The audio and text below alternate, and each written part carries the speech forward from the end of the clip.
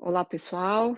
Eu vim aqui falar com vocês sobre um aspecto super prático de gestão de pessoas. É um modelo que se chama liderança situacional. Vou aqui compartilhar a apresentação que eu fiz. Então, é o seguinte, eh, falar um pouquinho por que que eu escolhi esse modelo, né. Eh Quando a gente fala de liderança situacional, não é aquela, aspas, grande liderança, de uma pessoa dando a direção para várias outras. Esse tipo de liderança, obviamente, é super importante, relevante. O que eu vou falar aqui agora é, na verdade, aquele aspecto de gestão de pessoas no dia a dia. Se você tem uma pessoa com quem você trabalha, e orienta, é o líder dessa pessoa, o gestor dessa pessoa, vale muito a pena esse modelo. Ele é super pragmático, ele dá orientações, de como fazer, hã, e muito objetivo. Então, eu dividi essa conversa, essa apresentação, em 3 partes. A relevância desse tema para a gestão de pessoas, por que que eu acho que vale a pena falar sobre isso, sobre esse modelo. Aí eu explico o modelo numa segunda parte, tem 2 componentes basicamente, é importante entender, essas 2 partes, e depois tem um breve exemplo, alguma coisa para a gente aplicar o modelo, tá. Vou começar com alguma coisa, o espírito de instigar vocês. Ah, eu acho que muita gente que trabalha com pessoas, né, que tem equipe, já se deparou com isso, né. É uma pessoa, eu coloquei aqui um personagem, né, João é um estagiário, estuda numa faculdade super boa, tem ótimas notas, mas o cara a cada 45 minutos está atrás de você fazendo pergunta, não para de perguntar, e em geral coisas grandes, qual é a estratégia, o que que você vai fazer com os custos da empresa, o que que é importante, qual é a missão da organização, enfim, é uma pessoa super entusiasmada e que não para de perguntar, tá. Eh, Depois eu fiz outro personagem, obviamente da minha experiência em gestão de pessoas, e ela tinha um ótimo desempenho, mas começou a chegar atrasada todos os dias, não está se conectando, parece bastante desinteressada no trabalho. Então, antes tinha o entusiasmo e agora tem um comportamento que mudou e a pessoa está meio desanimadona.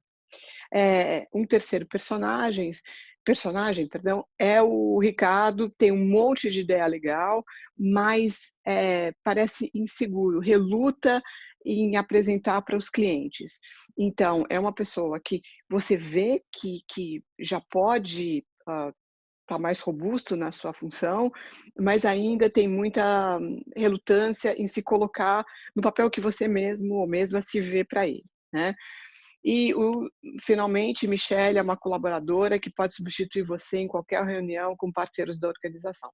Então, são situações, são personagens que eu espero, eu imagino, que você já tenha se deparado. Certamente eu já me deparei com esses 4 perfis. E aí, eh, como lidar com esses perfis é alguma coisa, que eu acho que esse modelo de liderança situacional endereça, né. Quais são alguns princípios dessa liderança situacional? Ah, o que eu acho bacana aqui é que o princípio é que o líder, ele observa o seu liderado e ajusta o seu comportamento de líder, segundo as diferentes fases dos seus liderados.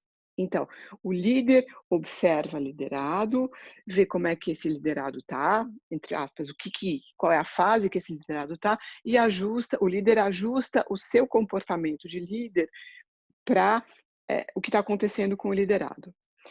Eh, Outro princípio que é muito importante é o princípio de desenvolvimento. Eh, então, a perspectiva é que as pessoas, hã, conforme a gente vai estimulando, vão se desenvolver no desempenho de uma tarefa.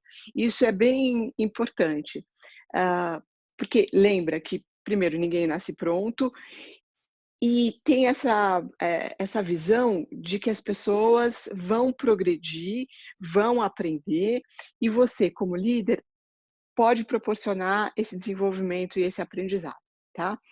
É um modelo que foi criado há bastante tempo, por 2 autores, Hersey e Blanchard. Blanchard é uma consultoria hoje grande, e o modelo em si, eu estou trazendo para vocês de um livro específico, tá. Na verdade é um capítulo de um livro, o livro, chama Management of Organizational Behavior, Leading Human Resources, e o capítulo específico é Situational Leadership, a liderança situacional, que descreve o modelo que eu vou apresentar para vocês. Bom, estou indo para a segunda parte, que é a explicação do modelo.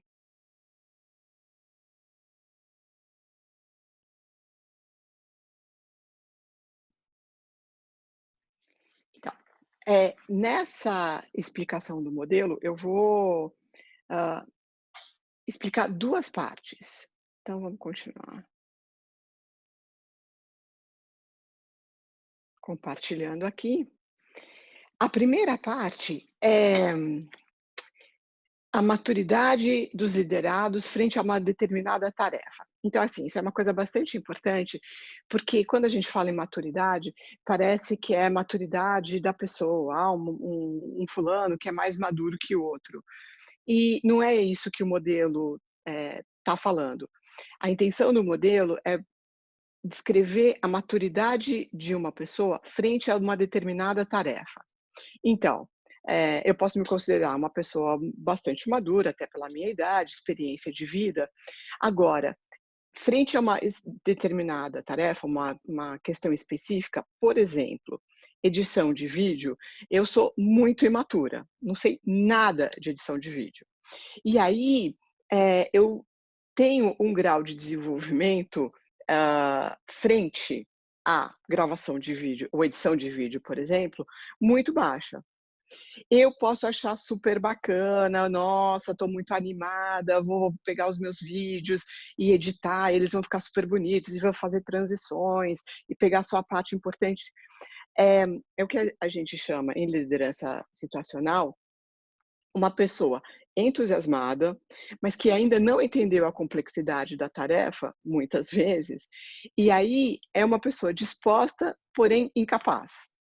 E a gente eu me vejo muitas vezes nessa situação, muito animada com alguma coisa, mas eu ainda não entendi o quão difícil é fazer essa coisa, mas eu estou muito animada, tá.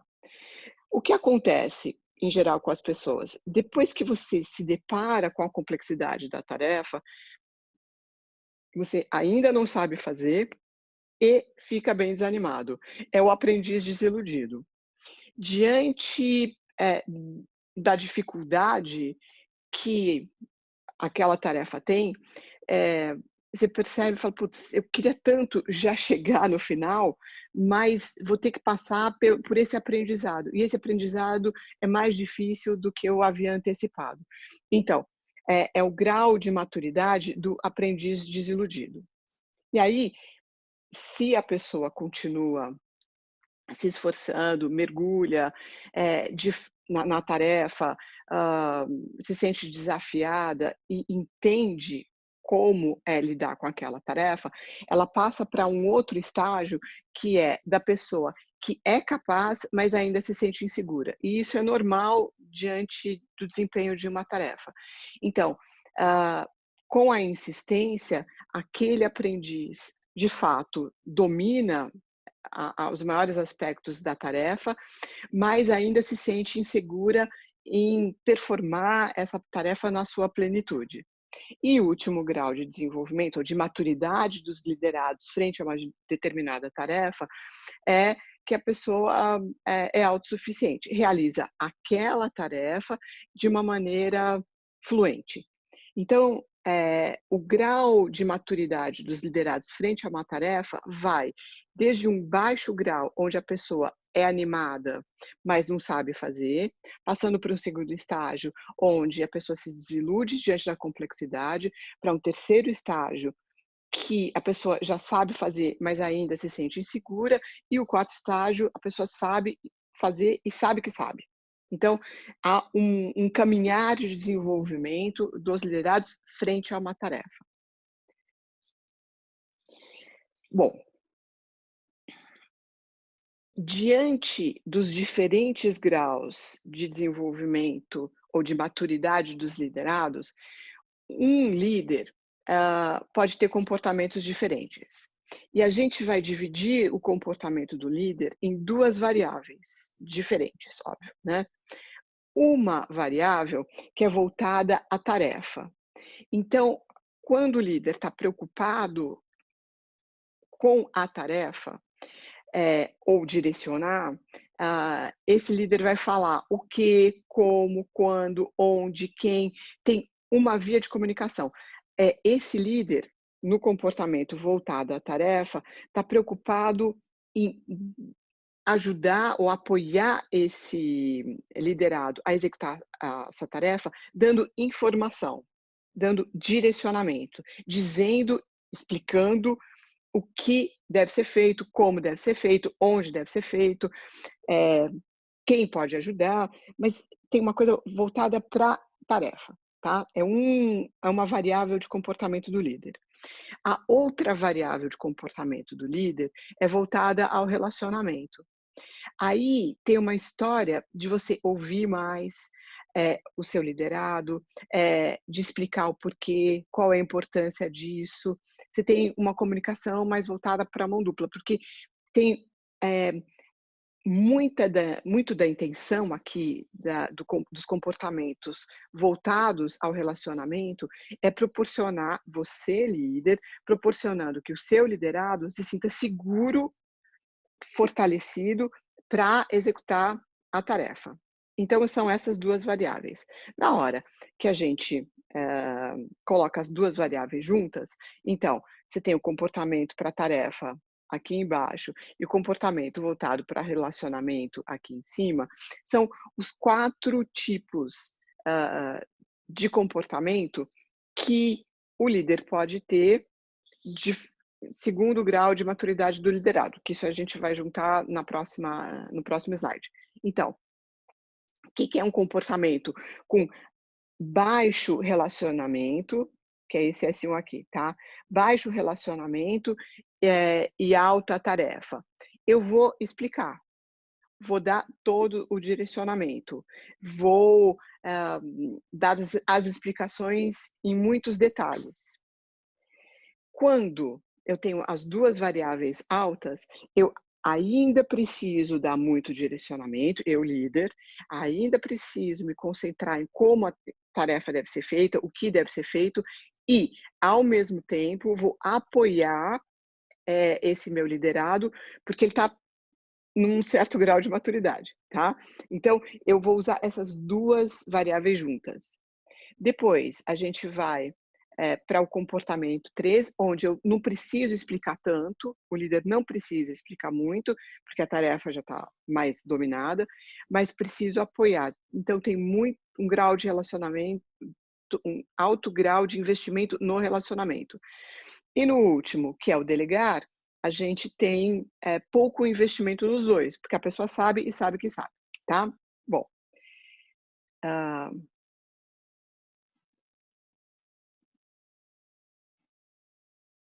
vou fazer uma mudança aqui. Eu mudei a ferramenta, porque eu queria fazer algumas anotações que ajudam a explicar o modelo. Então, a primeira parte do modelo é essa aqui, tá? É o desenvolvimento do liderado para a tarefa. Eu vou identificar qual é o grau de desenvolvimento do meu liderado, sou o líder. Então, se a pessoa está no estágio diante de uma tarefa de um aprendiz animado, aí o meu comportamento é esse aqui, como líder, eu vou direcionar. Tem pouco suporte e muito diretivo. A pessoa já está animada, eu não preciso investir nesse relacionamento para que ela continue animada. Eu preciso explicar para o liderado o que precisa ser feito, como é que a tarefa vai ser feita, o que precisa acontecer, tá? Esse é o é a correspondência entre o grau de desenvolvimento do liderado e o meu comportamento como líder. Agora, na hora que esse liderado entender que é mais difícil do que ele ou ela imaginava, aí eu preciso continuar explicando como faz, porque a pessoa não domina a tarefa ainda, e ao mesmo tempo apoiar. É aquela hora que a gente fala, todo mundo passa por isso, é difícil, mas você vai conseguir. E veja só, você já aprendeu o passo 1, passo 2, só faltam esses outros. Então, é a etapa, inclusive, onde tem um maior investimento de tempo, porque você, como líder, tem que cuidar para que a tarefa aconteça, e para isso você precisa investir tempo para explicar, e ao mesmo tempo dar o apoio ah, moral para que o seu liderado continue seguro e insista no seu próprio aprendizado, para que a pessoa não desista, tá? Bom, ah, a terceira etapa, você percebe que o seu liderado já está dominando aquela tarefa, mas ainda está inseguro. Então, aqui o investimento é, em apoiar. É autoapoio, autossuporte e pouco diretivo. Você já não precisa mais explicar como a tarefa precisa ser feita. A tua função como líder é apoiar a pessoa para que ela se sinta mais segura. Eu digo que essa etapa, a metáfora que ocorre para mim é quando o passarinho coloca os filhotinhos, para fora do ninho, sabe. Existe uma insegurança, mas você, líder, sabe que a pessoa está pronta para voar, está pronta para ser mais independente, né. E, obviamente, a última etapa é essa aqui, quando a pessoa já está plenamente desenvolvida, e aí você pode delegar a tarefa, não precisa se preocupar nem tanto na explicação da tarefa e nem tanto em apoiar, porque a pessoa sabe que é autossuficiente. Tem só uma questão de atenção aqui, hã, não dá para abandonar essa pessoa. Todo mundo gosta e precisa de feedback, e sentir que está se desenvolvendo. Então, se em uma determinada tarefa o teu liderado já está pronto, talve e você pode delegar essa tarefa, talvez seja a hora de pensar em uma outra atividade complementar ou uma outra tarefa para que essa pessoa e os seus liderados continuem se desenvolvendo.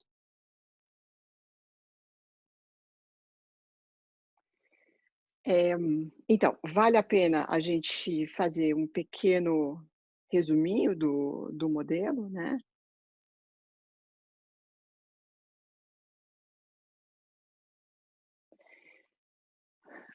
Se o meu liderado é, por exemplo, um recém-contratado, que não é uma pessoa ainda capaz de executar as tarefas, mas é muito entusiasmado, qual é o comportamento do líder? Ser diretivo sobre o que deve ser feito por esse liderado, investimento na tarefa.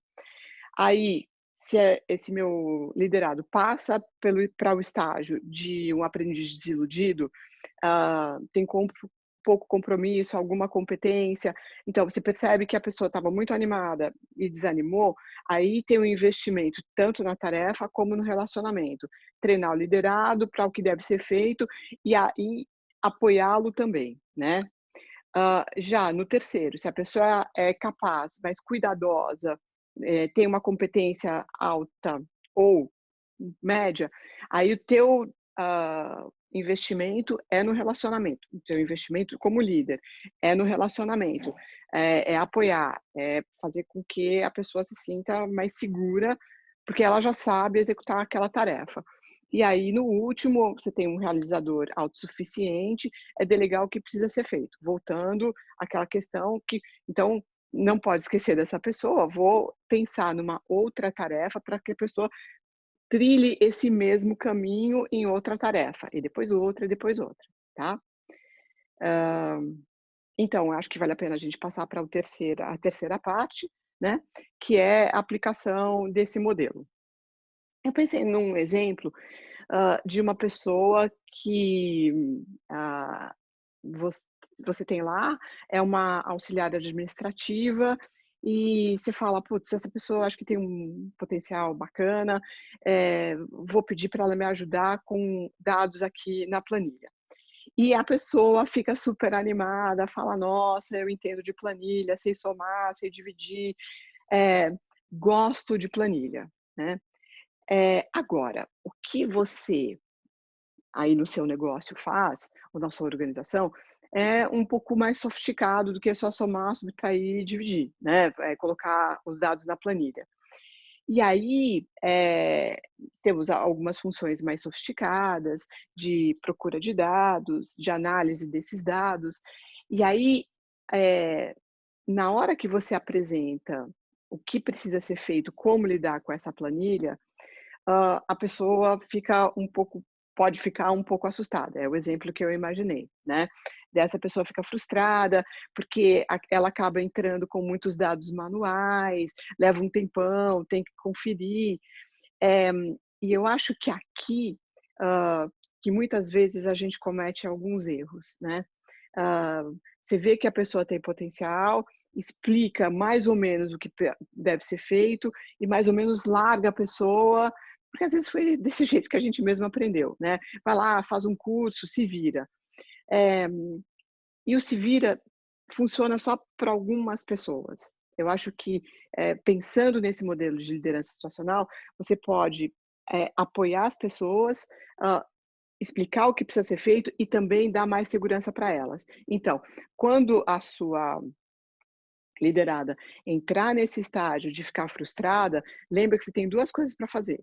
Uma, continuar ensinando, e a segunda é apoiar para que ela não se sinta incapaz, tá. Todo mundo passa por esses estágios de desenvolvimento, e às vezes isso faz tempo para gente, e a gente acaba se esquecendo como foi difícil aprender, tá. Aí, a pessoa insiste, você insiste, dá tudo certo, ela consegue, fazer uma análise de dados mais complexa, faz uma planilha bem feita, mas ainda se percebe que ela está conferindo algumas fórmulas manualmente. Então, eu acho que nessa transição, é importante dar o apoio e falar assim: "Olha, a sua planilha, já está bem feita, você já consegue conferir que está tudo certo, com essa e essa e essa fórmula, dá mais segurança para que a pessoa se sinta, autossuficiente, tá. E finalmente a planilha, está pronta, hã, você tem plena confiança, a pessoa tem confiança, porque tem as maneiras certas de conferir, e aí de novo, é hora de você pensar numa outra tarefa para a pessoa continuar se desenvolvendo, tá. Voltando para aquelas situações que eu coloquei lá no comecinho desse vídeo, né, João é estagiário e procura você a cada 45 minutos para perguntar das grandes questões da sua organização. Então, essa pessoa está animada e precisa aprender a executar as tarefas. Aí é direção, tá? É aquele primeiro estágio. Você vai lá e diz o que o cara precisa fazer e como precisa fazer. Aqui não precisa tanto do porquê, porque a pessoa já está muito animadona. A Maria, que tinha um ótimo desempenho e começou a ficar atrasada, em vez da gente falar algumas coisas tipo: "Ah, essa geração, fogo de palha, que é tudo, mastigado", eu acho que vale a pena, investir nas 2 variáveis de liderança. Continua explicando e apoia a pessoa para ela entender que ela não é a única pessoa que teve dificuldade para executar a tarefa, né. Que é um caminho e com alguma paciência, alguma insistência, você está lá para ajudar, a pessoa vai superar esse estágio, tá. Terceiro, a pessoa tem ótimas ideias, o Ricardo tem ótimas ideias, mas reluta em apresentá-lo aos clientes. O que você precisa é apoiar.